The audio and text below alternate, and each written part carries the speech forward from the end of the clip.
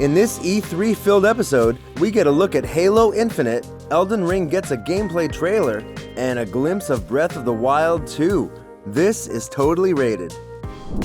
Halo Infinite will have free-to-play multiplayer, Microsoft reconfirmed during its E3 conference. Microsoft showed off an exciting montage of Halo Infinite multiplayer action today, with a lot of the series' staple sandbox items appearing. I didn't expect Halo Infinite's multiplayer to look like exactly what I want out of a new Halo game, but here we are. For a long time, 343 Industries has struggled to add new features to Halo while retaining the feel of the classic games, but from what we saw at E3, I think Infinite might have nailed it.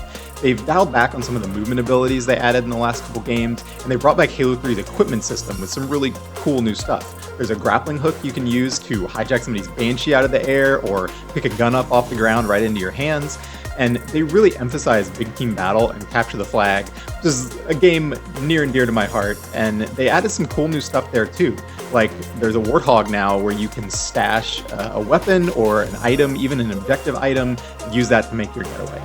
And I have to say, this is a smaller point, but it still matters. I think the armor designs look so much better than they did in the last two games, which had this kind of weird organic feel to them. They just look like Halo now. And I think that's really important because cosmetics are going to be a big deal in this game. It's going free to play for the first time for the multiplayer. Honestly, I haven't been this optimistic about a new Halo since Bungie handed the series over. There's no release date specified yet, but it's coming holiday 2021. The Elden Ring gameplay trailer is finally here after debuting during the Summer Games Fest. It shows off what essentially looks like Big Dark Souls, and I'm cool with it. Here's PC Gamer to explain. 2019's Sekiro was an excellent game, but it's been 5 years since From Software took a stab at grimdark fantasy RPGs. So Elden Ring is delivering with a mythos built from George R.R. Martin and From Software's biggest world yet, with some major added depth to character progression and discovery.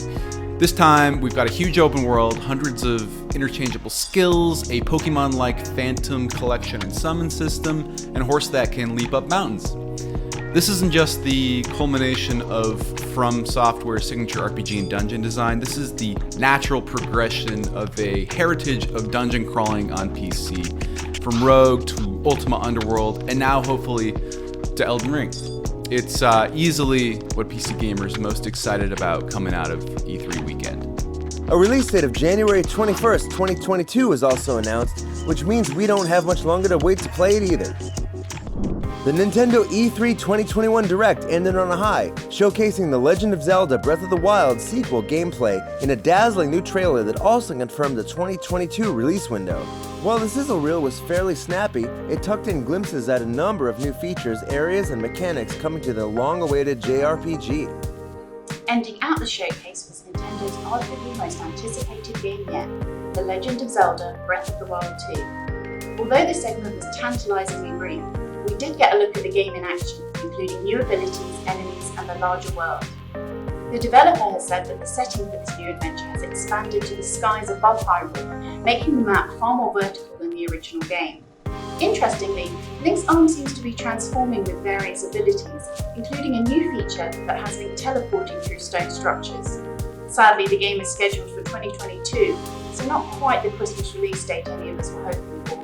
While we still don't have an exact date just yet, it at least confirms a time frame after many rumors pointed to an expected release this year. Be sure to join us again next time for a snapshot of what's hot and what's not in tech and gaming.